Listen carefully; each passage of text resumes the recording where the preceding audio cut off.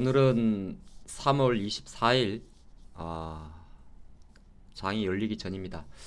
오늘 이제 제목을 변화의 조짐이라고 적어봤습니다. 그래서 크게 이제 하단 제목을 보면 국채 수익률과 달러 강세 이런 표현을 해봤는데, 변화의 조짐이라는 거는 이제 여러 가지 의미가 있겠죠. 뭐 실례로 지금 글로벌 증시가 보면 그동안 이제 가장 이런 게 좀 특징이었습니다. 나스닥 같은 경우가 지난 이제 2월 달 이후부터 계속 좀 하락적인 추세를 좀 보였었죠.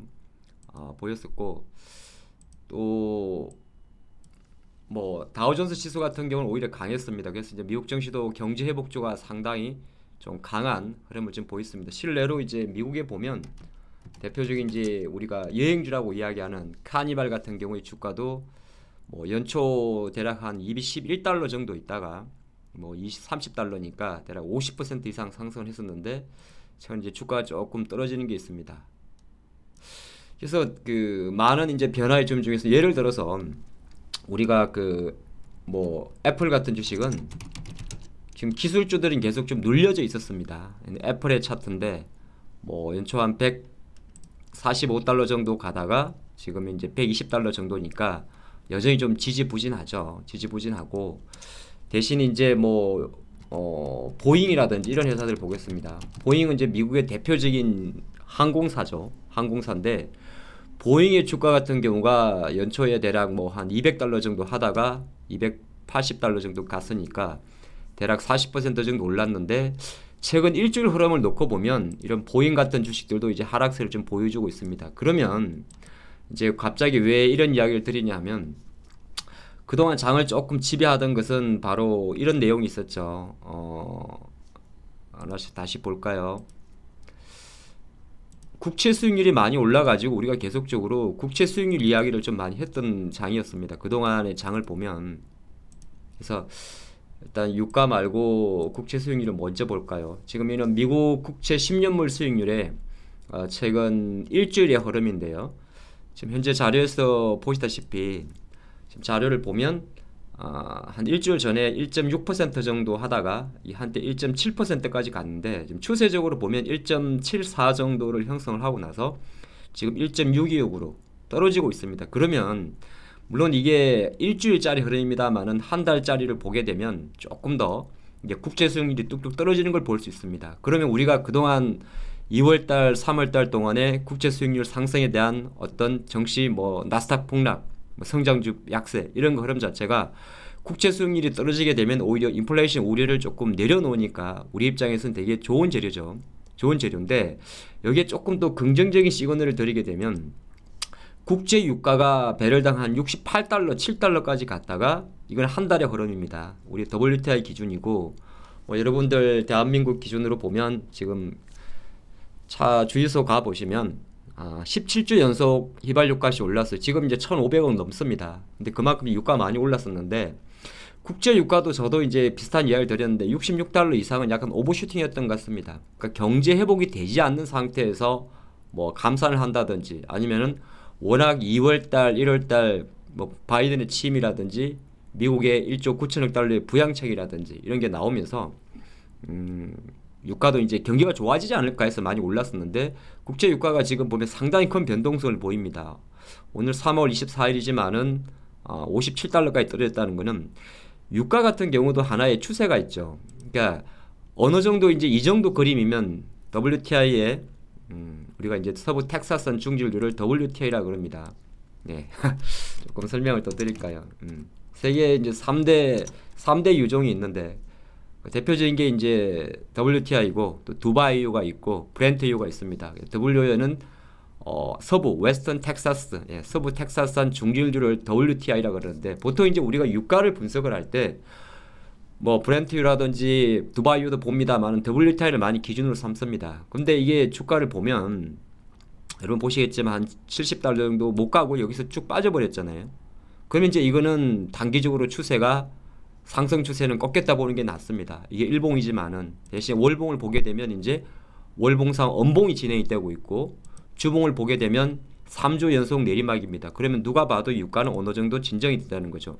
그럼 유가가 지금 내려가는 건 경기가 안 좋다는 거 아닙니까? 꼭 그렇게도 볼 수가 있는데, 이게 모든 장을 보는 방법이 재료의 노출도가, 그러니까 우리가 봐왔던 한 최근 2달 동안의 재료의 노출도가 결정적으로 유가가 급등할 때, 상승을 할 때 유가는 막 가파르게 올라왔습니다. 이 국채 수익률의 상승 부분을 되게 경계했지 않습니까? 그러면 국채 수익률의 상승은 또 하나의 인플레이션을 이야기하기 때문에 여기서 유가가 꺾였다는 것 자체는 오히려 실제적으로 미국의 인플레이션의 우려를 완화시킨다는 겁니다. 그게 긍정 요인이고, 다만 부정 요인이 하나 있는데, 그럼 유가가 왜 이렇게 많이 내려갔느냐? 두 가지가 있죠. 뭐 백신을 보급하고 있습니다만 이스라엘 빼고 나면 백신 보급률이 더디고, 또 뭐 독일 같은 경우는 여전히 경제 봉쇄를 강화하는 부분, 어떻게 보면 지난해 많이 들었던 코로나의 어떤 후유증이 시장에 남아 있는 거죠. 남아 있는 건데, 자, 그런 상태에서 유럽발 이슈가 있다 보니까 달러가 강합니다. 달러화가 강해. 이거는 부정 요인이에요. 근데 통화라는 건 상대적이기 때문에 달러는 왜 강할까를 보면, 달러가 강하다는 건 반대적으로 어떤 다른 통화가 약하다는 거잖아요. 그죠? 뭐 중국의 위안화가 약할 수도 있는 거고, 중국의 위안화도 지금 보면 다시 설금설금 올라오는데, 달러에 영향을 많이 미치는 거는 위안화보다는 유로화입니다. 유럽이 안 좋다는 거죠. 그럼 달러 유로를 한번 보게 되면 달러 유로가 지금 약세로 가고 있습니다. 예, 이 차트는 이제 달러 유로이기 때문에 내려가게 되면 유로화의 가치가 떨어지는 거예요. 그럼 조금 더 보다 뭐 유로화는 좀 헷갈릴 수가 있으니까 여러분들 또 머리 아프죠. 영국의 파운드를 한번 보면 파운드화가 지금 약세로 가고 있습니다.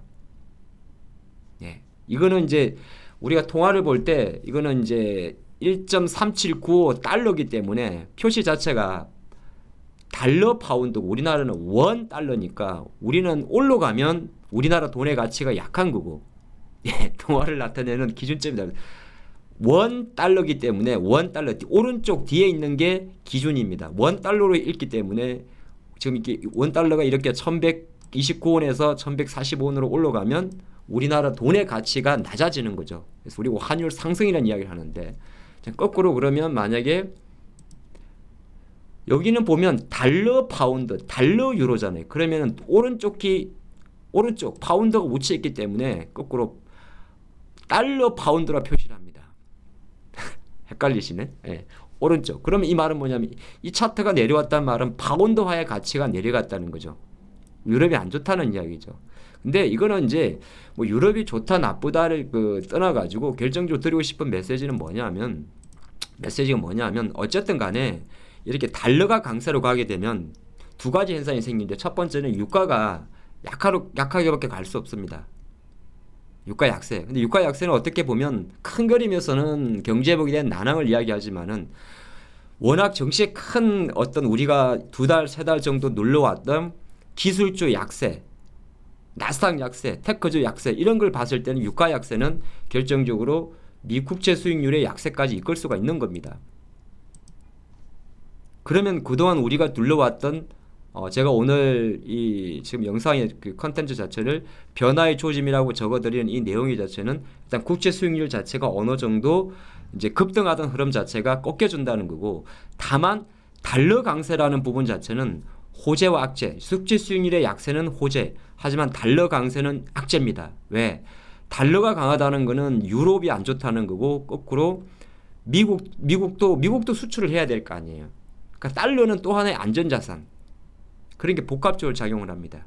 근데 우리가 그동안 변화의 조짐을 적어둔 이유는 한 1월달, 2월달, 3월달까지 큰 흐름 자체가 국채 수익률에 민감하게 반응했다면, 국채 수익률에 민감하게 반응하던 정시의 나스닥 약세라든지 이런 것보다는 달러 강세로 인한 뭐 여러 가지 이야기들, 뭐 예를 들어 예컨대 달러가 강세로 갔을 때 우리나라 환율이 뛰고, 환율이 뛰었을 경우에 뭐 외국인들 주식을 팔고, 이런 거보다는 재료가 약합니다. 그리고 달러가 강세로 가게 되면 우리나라 기준으로는 수출 국가이기 때문에 뭐 이론적으로 봤을 때 뭐 삼성전자라든지 뭐 현대차라든지 이런 쪽에 크게 나쁠 건 없습니다. 그러니까 쉽게 말해서 달러 강세로 간다고 해서 갑자기 외국인들이 주식을 팔고 안전자산인 달러를 산다? 그건 너무 식상한 멘트죠. 그럼 종국에는 어떤 메시지를 드리고 싶으냐? 일단은 어떻게 보면 그동안 한 달 정도는 다우존스 지수만 올라가고 보잉이라든지 뭐 솔직히 그렇지 않습니까?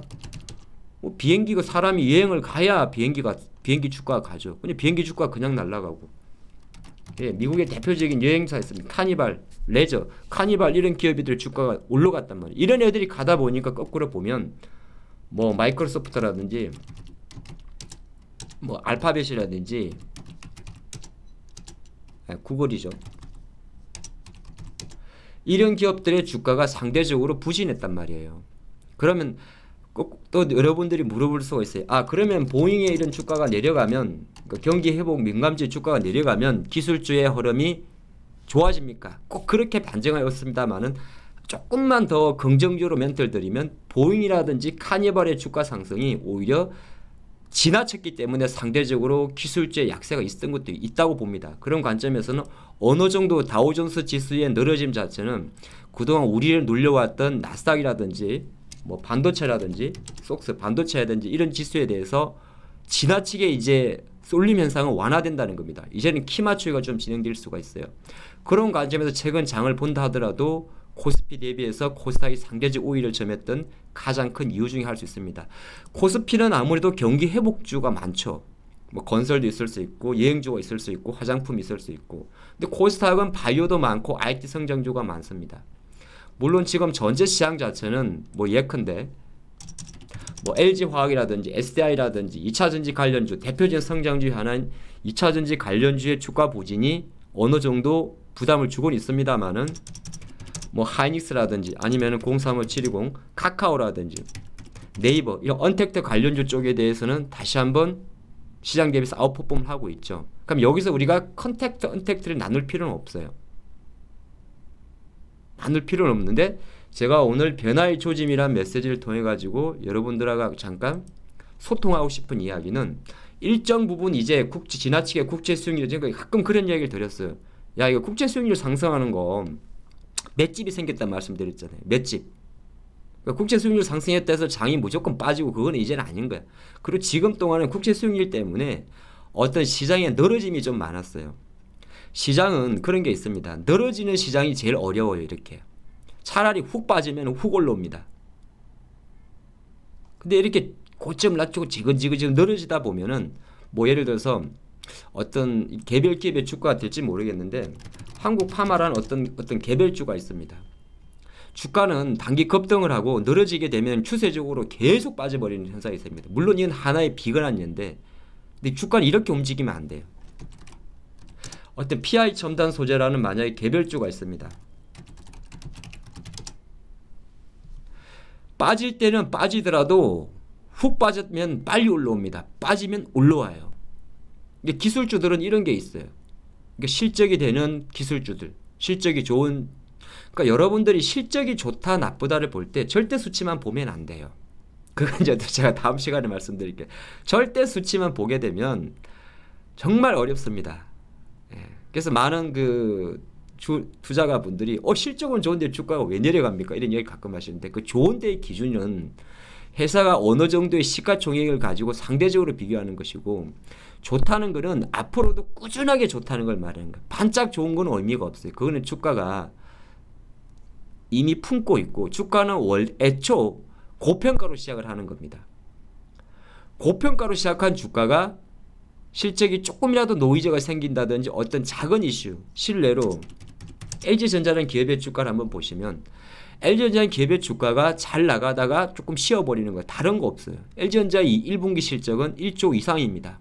1조라는 금액은 작년보다 더 좋게 보는 거고 LG전자가 1년에 분기 기준으로 1조를 4달 연속 4개 분기 연속 1조를 번 적은 없어요. 근데 최근에 조금 약세는 또 스마트폰 사업부에 대한 어떤 노이즈가 있다 보니까 주가는 훅 빠지는 거거든요. 자, 그런 관점을 보시기 바랍니다. 그래서 오늘 조금 변화의 초심이라 말씀드렸는데 이게 어느 정도 시장에 대해서 영향을 미치고 지켜는 봐야겠습니다만은 가장 중요한 거는 국채 수익률에 대한 노이즈는 이제는 점차적으로 내려간다. 여기에 좀 포커스를 맞추시면 좋을 것 같습니다. 뭐 달러 강세 부분이야 또 유럽 쪽에서 어느 정도 백신 보급도 원활하게 되고 이렇게 하게 되면 금방 또 회복이 돼요.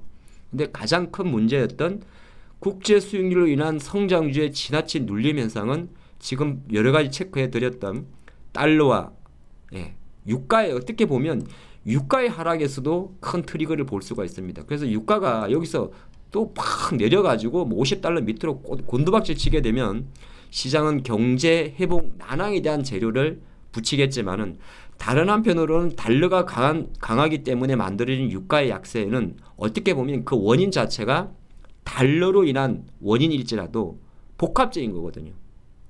그런 관점에서 여러분들이 유가가 지금 하락하는 부분이 어떻게 보면 시장 관점에서 국채 수익률 급등에 따른 어떤 불안감을 완충시켜주는 작용이다.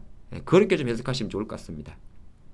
이게 이 영상을 보신 여러분들이 본 영상을 보고 어떤 메시지를 남기고 한 번에 이해가 안 될 수도 있긴 있습니다만은 충분히 한 번 더 보시고 만약에 그래서 어떤 전략을 펼쳐야 될 거냐, 우리는 어떤 섹터를 봐야 되고 매매는 어떻게 해야 될 것이고 포트는 어떻게 운용해야 될 것이냐, 이 사람을 항상 가까이 두시기 바랍니다. 오늘도 성투하시기 바랍니다.